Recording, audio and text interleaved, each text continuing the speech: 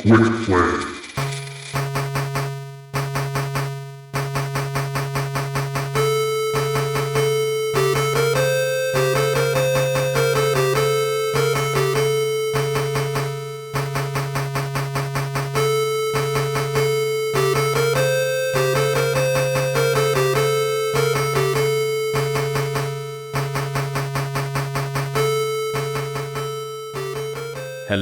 Hello, and welcome to Quick Play, a delicious slice of New York cheesecake after the steak dinner that was the Retrotopia podcast.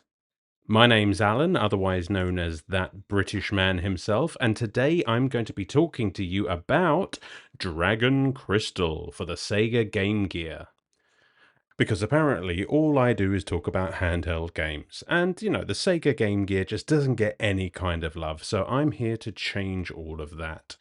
And before I run the risk of dragging this thing out any longer than it has to be, and if anyone's still listening after that joke, you can come and join in the conversation at linktree/Retrotopia.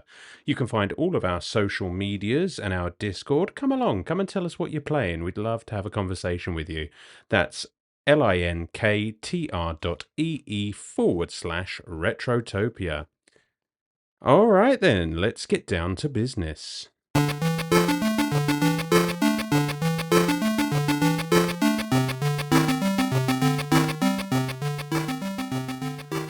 One late afternoon, as you ride down the same old street on your bike, you see an alley you've never noticed before. You make a turn, thinking it could be a shortcut home. Whistling your favourite tune, you pedal down the alley. All of a sudden, a small antique shop jumps into your sight. You park your bike and enter the musty shop. The first thing that grabs your attention is a mysterious light coming from what seems to be a crystal ball on a dust-covered shelf. You approach the crystal and gaze into it until a powerful, unknown force pulls you in. You don't know how much time has passed or what has happened, but as you look around you realize you're in a forest and you're not alone. Whenever you walk, a huge egg follows you. You wander around for a while wondering if you are just dreaming or if all of this is really happening. When you turn around, you see a couple of nasty-looking green blobs and vicious green frogs trying to attack you. The only thing you can do now is fight. Luckily, you find a dagger. With a couple of stabs, you destroy the beasts. You walk around some more and pick up various items from weapons to magic potions scattered about.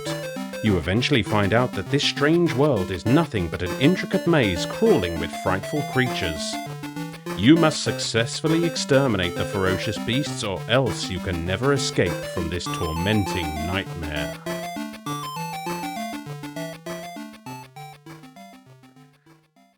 Okay, so today we're talking about Dragon Crystal for the Sega Game Gear, which is a game that I can't explain how I came across. I collect a lot of games and somehow this made its way into my collection.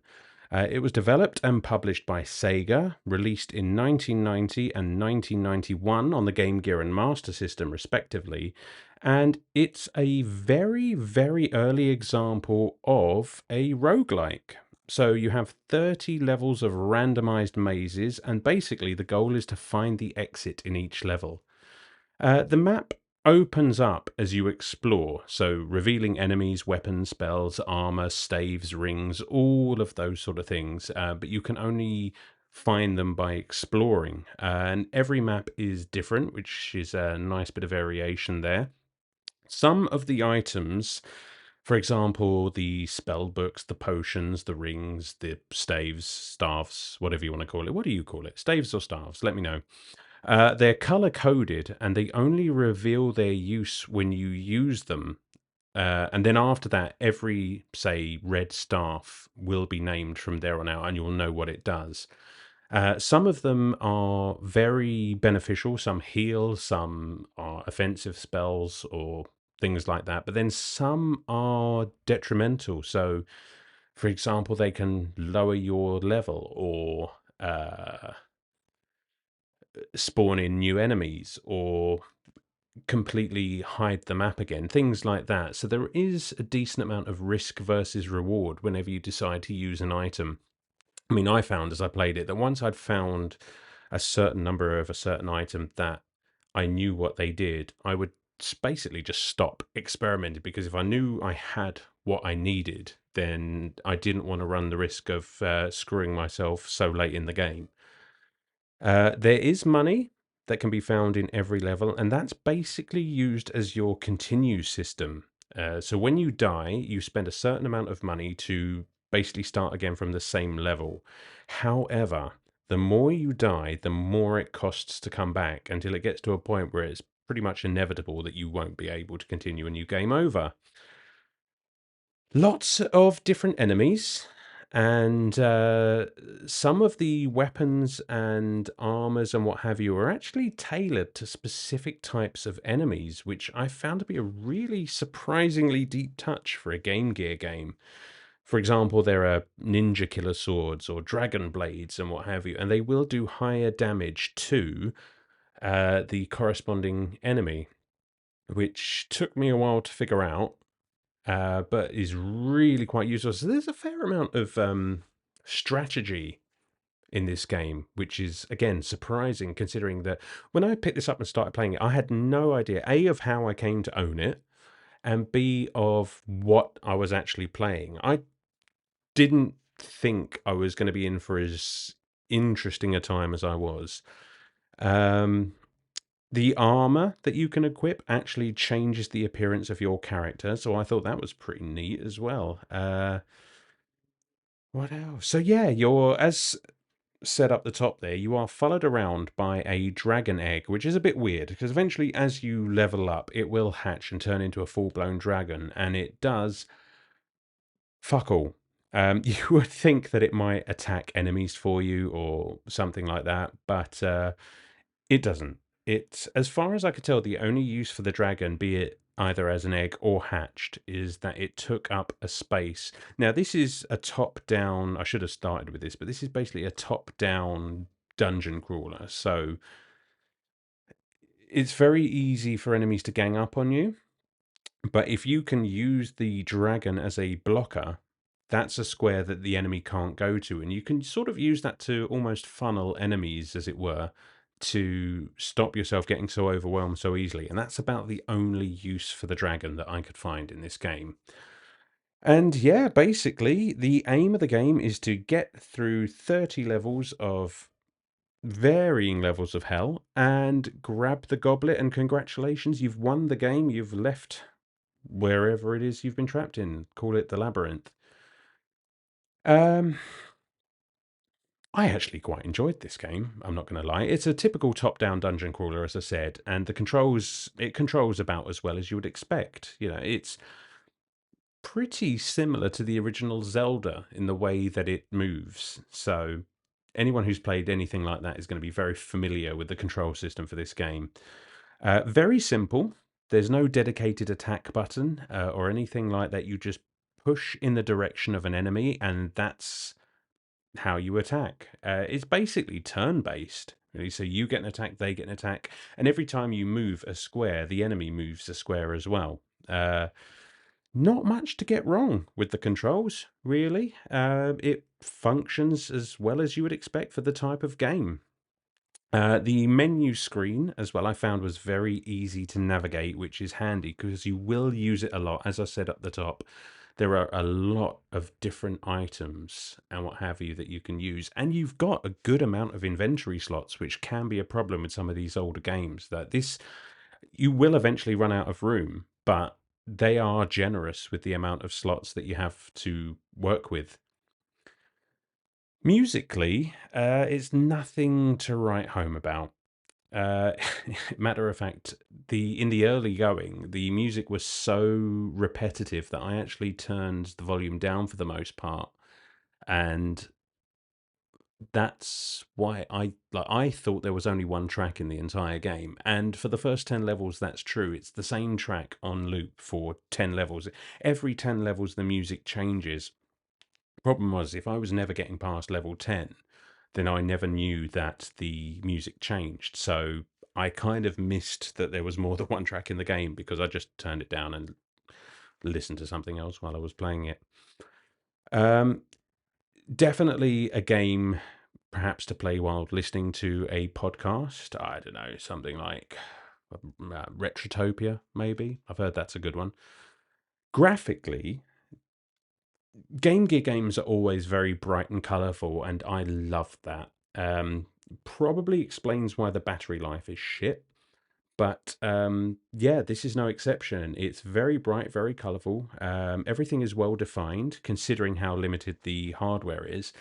Um, you can very easily differentiate between the enemies, even if you don't exactly know what the enemy is. You can see a noticeable difference between the sprites.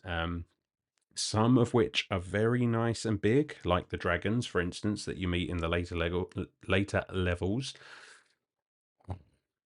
which screwed me out of a playthrough more than once. Um, so that really emphasizes a boost in the challenge. The stakes get higher the further you get into the game, and the enemies reflect that quite nicely. As for the maps themselves, so every map is basically, how do we explain this? So every map has a different theme. It might be a field of cacti or cactuses or whatever, sunflowers, statues, and for the most part, the screen is full of grayed out whatever the items are. As you traverse, areas will open up, and areas that you can't traverse will turn into colored versions of those sprites. So, for instance, a room will open up. There are a lot of gray sunflower. As you go next to them, they'll change into normal sunflowers. And if there's a gap, that will disappear, and that's where you're supposed to go. Very difficult to explain, but nicely visualized, and it does give a nice change up to the visual style. So it's nice that they changed the scenery so often. The your main character, as I say, he does change appearance as you equip different armors, as you level up. You basically start as just in a leather smock and work your way all the way up to a pretty nice looking set of armor, which again they didn't have to do. I thought that was a really nice touch, considering that this is a Game Gear game. It's a hard game.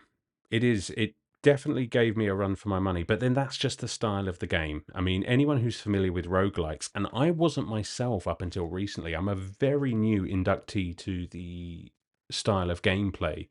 I played Rogue Legacy, which is, oh God, that's such a good game. And that, I think, hooked me to the genre.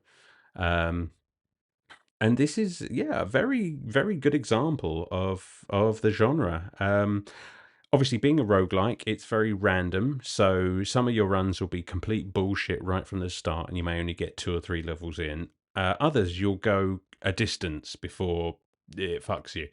Um, Sometimes the enemies are spaced. You won't see any for a while. Sometimes you'll be ganged up on right out of the gate. So that's where, as I found, using the dragon as a blocker and careful use of the items and healing to be pretty essential. Uh, I suppose difficulty wise, the game's only as frustrating as you find roguelikes themselves. If you like a roguelike, this is a great example of one. Albeit a bit basic, but if you don't, then probably not the game for you. Would I play this again? Yes, absolutely. And I did many, many times. I did beat it once, and that was enough for me. But every time I died or I got screwed over or what have you, I'd get frustrated. Some of those runs I'd be getting up to level 28, 29, and then all of a sudden something would go wrong and that was it for my playthrough.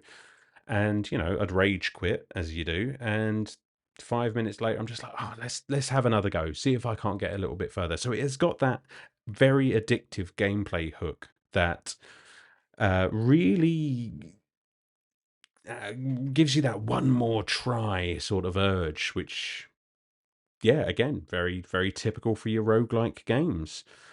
Um, Very addictive because when you do start to see progress, when you start to figure out the gameplay loop, you do get that bug. Um, and every time you die, you know you could do better, which keeps you coming back for more. So yeah, it was a very, very surprising play for me, considering. Again, wish I could remember why I bought this. I must have seen it somewhere and just thought, yeah, why not? I have a Game Gear. I need more games for it. I'll pick this up. And very, very pleasantly surprised. It's a fun, addictive gameplay style with a surprisingly deep choice of weapons, armor, and items. The randomized aspect of the game gives you a very fresh experience each and every time, and it's just very, very nice to look at. It's a very well put together game. On the downside, the music can be very repetitive, not a deal breaker. Like I said, turn it off, listen to something else, or, if that sort of thing doesn't bother you, then don't worry. It might be, depending on how it depends on how much you like the gameplay loop. As I say, some people might find it too hard to enjoy. Some people might, you know, be masochistic enough to enjoy that gameplay loop, and you'll have a great time with it. So I would say that this game, if you don't like roguelikes, probably not for you. But if you do, check it out. Have a look. See if again, being a Game Gear game, it's almost impossible to find, but I'm sure you could emulate it. If you can find it anywhere. And if you can't, then a lot of the gameplay and assets and what have you were pretty much like for like put into a game called Fatal Labyrinth on the Mega Drive, or if you prefer, Genesis, which I do believe is part of some Sega collection somewhere or other. So you can play that instead, and it's, as is my understanding from what I've looked at, almost exactly the same game. So if you can't find Dragon Crystal, try Fatal Labyrinth instead. It's pretty much the same thing, just on the Mega Drive. Okay, so I think that's about everything. So if I were to score this game, I'm going to give it a very well-deserved 7.5 out of 10, I think. It gets a bump because I was genuinely very pleasantly surprised at how good it was for a game that I knew nothing about on a system like the Game Gear. So, yeah, 7.5 out of 10. Well done, Dragon Crystal. Again, if you can find it, go and play it. And that's everything. Thank you very much again for stopping on by and having a listen as I ramble. Once again, you can find all of the information about the Retrotopia podcasts at linktree/Retrotopia. And again, stop on by, come and have a chat with us. We're a lovely, friendly bunch, and we'd love to nerd out with you. Until next time, guys, keep on gaming, and all the best.